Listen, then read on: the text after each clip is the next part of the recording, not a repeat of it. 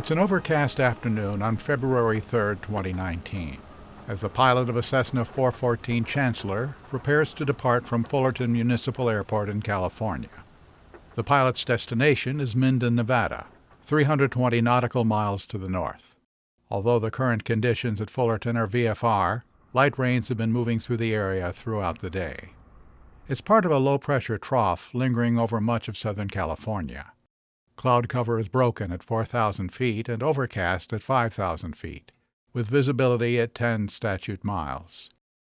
The 414, November 414 Romeo Sierra, is equipped with a Garmin 530 GPS, an Avidyne multifunction display, and an S-Tech 55X autopilot.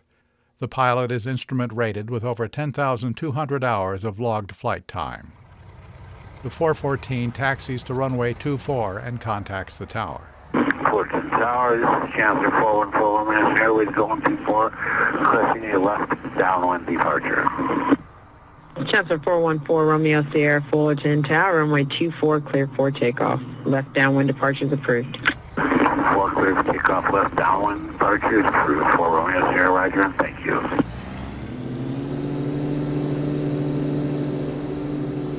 Chancellor 4 Romeo Sierra, use caution for weather starting approximately 4 miles east of Fullerton. 4 Romeo Sierra, roger, watching 4 miles east. Thank you for the advice. It's unclear whether the pilot has checked the weather for his VFR cross-country trip.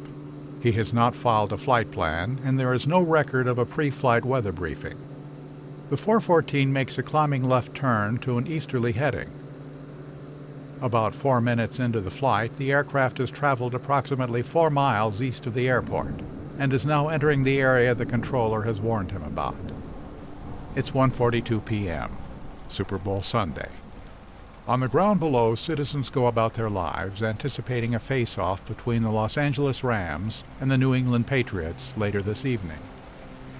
2 minutes later, November 414 Romeo Sierra has reached 7,800 feet AGL and is about 9 nautical miles east of Fullerton Airport. By now, the 414 is in IMC, as well as microburst conditions, turbulence, and rain showers. The aircraft begins a descending right turn, losing altitude rapidly. Witnesses watch the aircraft exit the clouds at a nose-down pitch of about 60 degrees and remain in that attitude for 4 to 5 seconds before beginning what appears to be a dive recovery. At the bottom of the recovery attempt, the 414 begins to roll right as the left horizontal stabilizer separates from the airplane, followed by the remaining empennage. The left wing shears off and ignites as the aircraft falls from the sky, trailing black smoke.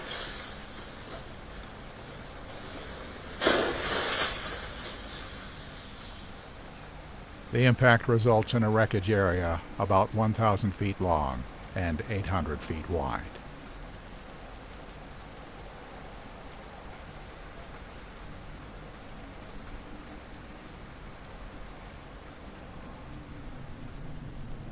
Flying under visual flight rules into instrument meteorological conditions, commonly known as VFR and to IMC, remains among the top 5 causes of fatal general aviation accidents. The pilot had a Stratus ADS-B receiver on board with attitude heading and reference system capability. Recorded data from the Stratus revealed that, in the 15 seconds before impact, the 414 dropped some 5,000 feet, with the pitch angle fluctuating between 45 degrees nose down and 75 degrees nose up, and the bank angle fluctuating between 170 degrees left and 150 degrees right. Although the 414 was equipped with an autopilot, the variations in heading and altitude during those final moments indicated that the pilot was hand-flying the airplane. During the high-speed dive, the NTSB reported that the airplane's design stress limits were exceeded, resulting in an in-flight breakup. The NTSB blamed the accident on spatial disorientation, which they found to be consistent with the airplane's flight path after entering IMC conditions. Further compounding the problem were the microburst conditions and turbulence. An air met for moderate turbulence was valid at the time of the accident, but the erratic heading and altitude changes seemed to indicate a potential for severe turbulence, as well as downdrafts, These conditions likely aggravated a situation already ripe for spatial disorientation. Ultimately, the pilot's considerable experience, along with his instrument rating, was not enough to overcome a decision to continue pressing into severe conditions. With no IFR flight plan filed, the pilot was limited to VFR only on this flight.